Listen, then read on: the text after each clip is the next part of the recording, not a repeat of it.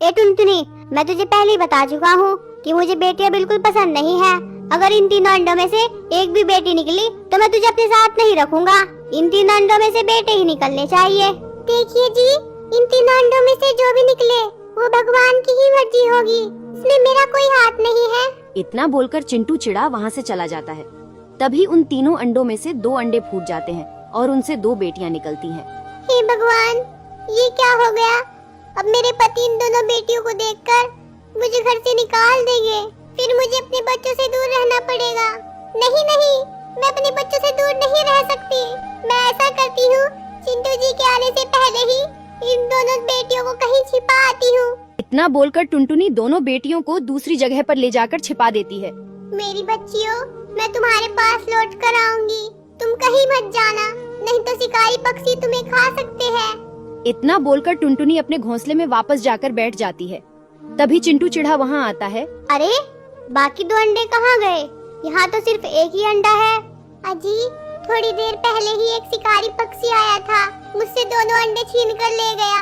मैं सिर्फ एक ही अंडा बचा पाई। ये भी ठीक ही हुआ, क्या पता उन दोनों अंडों में से बेटियां निकलती। इतना बोलकर चिंटू चिढ़ा वहाँ से चला जाता है।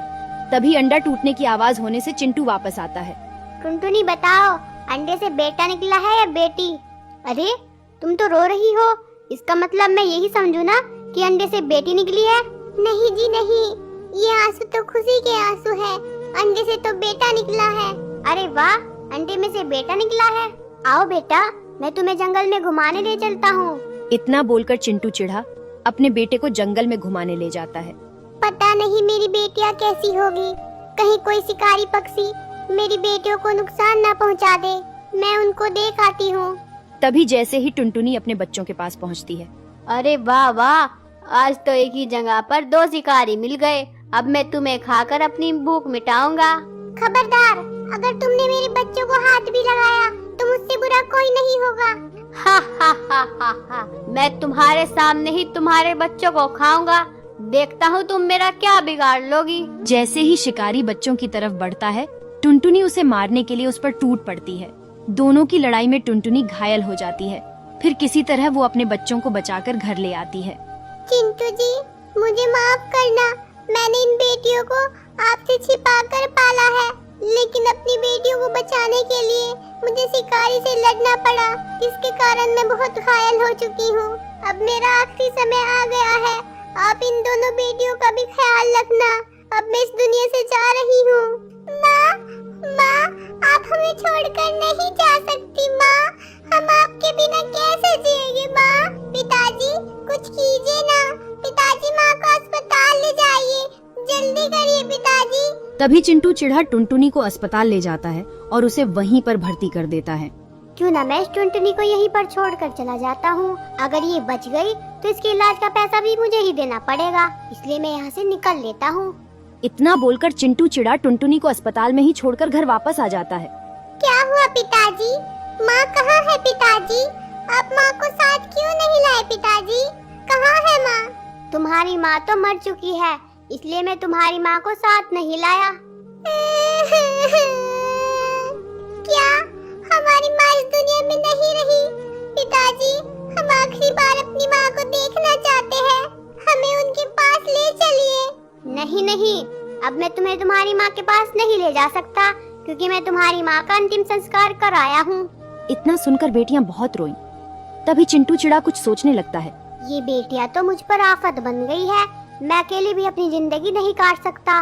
मैं ऐसा करता हूँ कि दूसरी शादी कर लेता हूँ। इतना बोलकर चिंटू चिढ़ा एक बूढ़ी चिड़िया के पास जाता है। माँ जी, मेरी पत्नी का देहांत हो गया है, इसलिए मेरे बच्चों की देखभाल के लिए मुझे दूसरी शादी करनी पड़ेगी। आप कोई सुंदर सी चिड़िया देखकर मेरी शादी करा दीजिए। ठीक है बेटा, मेरी नजर में एक सुंदर लड़की है, चलो मैं तुम्हें वो दिखा देती हूँ। अगर तुम्हें वो पसंद आए तो तुम उससे शादी कर लेना। इतना बोलकर बूढ़ी चिड़िया चिंटू को लड़की दिखाने ले जाती है। माँ जी, मुझे ये लड़की पसंद है, आप मेरी शादी इससे करा दो। लेकिन मैं तुमसे ऐसे शादी नहीं कर सकती, तुम्हारी तो 2 बेटियां हैं, अगर मैं तुमसे शादी कर लूंगी तो मैं पूरी उम्र तुम्हारी बेटियों का दहेज जमा करने में ही रह जाऊंगी। मैं कभी अपने शौक भी पूरे नहीं कर पाऊंगी। मैं तुमसे शादी नहीं कर सकती। तुम इस बात की फिक्र मत करो, तुम्हें दहेज जोड़ने की जरूरत नहीं पड़ेगी। तुम अभी मेरे साथ चलो, मैं अपनी बेटियों का समाधान तुम्हारे सामने ही कर दूंगा। इतना बोलकर वो टिकी चिड़िया को अपने साथ घर ले आता है। बेटा चलो तुम मेरे साथ चलो, मैं तुम्हारी नई माँ ले आया हूँ। हम इस जंगल को छोड़कर दूसरे जंगल में रहेंगे। अगर हम यहाँ रहे तो ये मनुष्य चिड़ियाएं हमारी जिंदगी में मुसीबत ही लाती रहेंगी। नहीं पिताजी नहीं, हमें छोड़कर मत जाइए। अब तो हमारी माँ भी हमें छोड़कर चली गई, आप भी छोड़कर चले जाओगे, हमारा क्या होगा? तुम्हारी बकबक मुझे और नहीं सुननी। चलो टिकी, हम दूसरे जंगल में चलकर शादी कर लेते हैं। इतना बोलकर चिंटू चिढ़ा दूसरे जंगल में चला जाता है और वह टिकी चिड़िया से शादी कर लेता है। इधर दोनों बेटियां दुखी मन से अपनी माँ को याद कर रही थी। तभी वहाँ वही शिकारी पक्षी आ गया। बहन चुप रहना, यहाँ पर वही शिकारी घूम रहा है। अब तो हमारी माँ भी इस दुनिया में नहीं रही जो हमें इस शिकारी से बचा सके। तभी शिकारी पक्षी घूमता हुआ बच्चों के पास पहुँचता है। क्या कहा? तुम्हारी माँ इस दुनिया में नहीं रही? मैंने तो उसे पहले ही कहा था कि मुझे ये बच्चे खाने दे, लेकिन उसे अपनी जान प्यारी कहाँ थी? उस दिन तो तुम्हारी माँ ने तुम्हें बचा लिया था, लेकिन अब तुम्हें बचाने कौन आएगा? अब मैं तुम्हें खाकर ही रहूँगा। नहीं नहीं, हमारी माँ को कुछ नहीं हुआ है। हमारी माँ तो हमारे लिए दाना लेने गई है। वो देखो पीछे, उधर से आ रही है हमारी माँ। चलो पिंकी, शिकारी हमें अभी नहीं देख रहा, जल्दी से भागो यहाँ से। इस तरह शिकारी पक्षी का ध्यान भटकाकर दोनों वहाँ से भाग जाते हैं। मोनी बहन, हम उस शिकारी से तो बच गए, लेकिन हमारे पास रहने के लिए अब घर नहीं रहा। हम इस सर्दी में कैसे रहेंगे? दोनों बच्चे बेचारे ठिठुरते हुए सर्दी से बचने के लिए पेड़ के पत्तों की आड़ में बैठ जाया करते थे, लेकिन इस सर्दी को वे सह नहीं पा रहे थे। मोनी बहन, लगता है ये सर्दी खत्म होने से पहले ही हम इस सर्दी से मर जाएंगे। अब तो हमारे पास हमारे माँ बाप भी नहीं है और ना ही रहने के लिए घर। रोज रोज मरने से अच्छा है कि हम एक बार ही अपनी जान दे दे। सही कहती हो बहन, शायद भगवान भी यही चाहते हैं।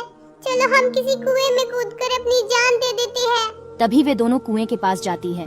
भगवान हमें माफ करना, हम छोटी बच्चियां हैं, हम अपने माँ बाप के बगैर नहीं जी पाएंगे, इसलिए हम इस कुएं में कूदकर अपनी जान दे रहे हैं। रुको बेटी रुको, मैं तुम्हारी माँ भी जिंदा हूँ। माँ आप जिंदा हो? इसका मतलब पिताजी ने हमसे झूठ कहा था। हाँ मेरी बच्चियों, मैं तुम्हें रोज ढूंढने जाया करती थी, लेकिन तुम मुझे कहीं नहीं मिली और आज दिखाई दी तो इस हालत में। माँ अब आप हमें छोड़कर कभी मत जाना। माँ नहीं मेरी बच्चियों, मैं तुम्हें छोड़कर कभी नहीं जाऊंगी। चलो तुम मेरे साथ चलो। तभी टुनटुनी अपनी बेटियों को अपने साथ ले आती है और तीनों साथ में रहने लगते हैं। उधर चिंटू चिढ़ा अपनी दूसरी पत्नी के साथ रह रहा था। तभी वह बीमार पड़ गया। उसकी दूसरी पत्नी टिकी उसकी बीमारी की वजह से उससे चिढ़ने लगी। बुढ़े, शादी से पहले तो तूने कहा था कि तू मुझे बहुत खुश रखेगा। तू मुझे खुश क्या रखता, तू तो खुद ही बीमार होकर मेरे गले पड़ गया। मैं जा रही हूँ दूसरी शादी करने, तू तो मेरे लिए मर गया। इतना बोलकर टिकी चिड़िया चिंटू के बेटे को लेकर उसी बूढ़ी चिड़िया के पास जाती है। माँ जी, मेरे पति की तो मौत हो गई, इसलिए मुझे इस बच्चे को पालने के लिए दूसरी शादी करनी पड़ेगी। आप मेरी दूसरी शादी करा दो। बूढ़ी चिड़िया टिकी की शादी कौवे से करवा देती है। शादी के कुछ दिन बाद ही टिकी चिड़िया बीमार पड़ जाती है। अगर तू पहले से ही बीमार थी तो तूने मुझसे शादी क्यों की? मैं एक बीमार चिड़िया के साथ अपनी जिंदगी नहीं गुजार सकता। तू इस बेटे को लेकर यहाँ से निकल जा, मुझे नहीं रहना है तेरे साथ। तभी चिंटू का बेटा और टिकी दोनों जंगल में रहने लगते हैं। बेटा, मैंने तुम्हारे पिताजी को बीमारी में छोड़कर बहुत गलत किया था। मैं मरने से पहले एक बार उनसे माफी मांगना चाहती हूँ। पता नहीं पिताजी अब जिंदा भी होंगे या नहीं, वो आपको कभी माफ नहीं करेंगे। फिर भी एक बार हम उन्हें ढूंढने की कोशिश कर लेते हैं। बीमार टिकी किसी तरह चिंटू को ढूंढने के लिए निकल पड़ती है। वह बीमार होने की वजह से बार बार आराम कर रही थी। तभी वह टुनटुनी के घोंसले के पास भी आराम करने के लिए रुकी। क्या हुआ बहन, तुम बीमार लग रही हो? तभी टिकी ने उसे सारी बात बताई।